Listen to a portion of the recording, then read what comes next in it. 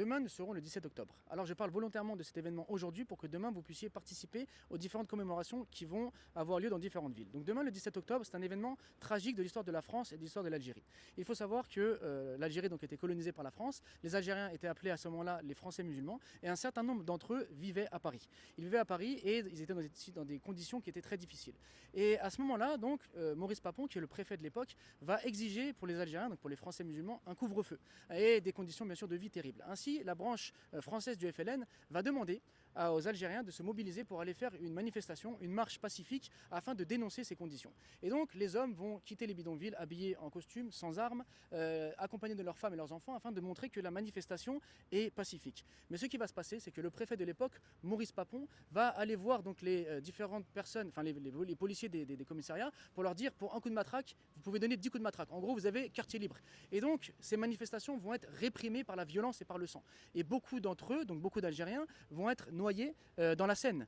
Et un grand nombre donc de femmes, d'enfants et d'hommes vont être arrêtés au point donc qu'il y aura tellement d'arrestations que 12 000 d'entre eux vont être arrêtés. On va même devoir réquisitionner des cars de la RATP afin donc de pouvoir les mettre à l'intérieur. Alors les hommes, les femmes, les enfants vont être battus. Ça va être un événement terrible. Mais surtout ce qui va être terrible, c'est qu'il n'y aura pas de documentation. On ne va pas faire d'enquête sur cela. Ça va être étouffé. Et donc c'est quelques années après, bien plus tard, qu'on va commencer à parler de ces événements et que dans différentes villes d'Île-de-France, que ce soit ici à Aubervilliers, que ce soit à Argenteuil, que ce soit à Besançon, que ce soit à Nanterre, maintenant on commémore ces événements afin donc que bien sûr plus jamais on puisse reproduire ce genre de choses. Alors pour la mémoire collective de la France et de l'Algérie, il est important de parler de ces événements où des gens pacifiques ont cherché à défendre leurs droits, à dénoncer la situation qu'ils vivaient et qu'ils ont été donc réprimandés par le fait de s'être fait jeter dans la Seine, noyer devant tout le monde dans la Seine, frappés, etc. Et sur cette fresque, il y a un élément intéressant sur lequel on va finir la vidéo, car c'est un événement qui va, enfin une parole plutôt qui va peut-être nous donner de l'inspiration pour des jours meilleurs.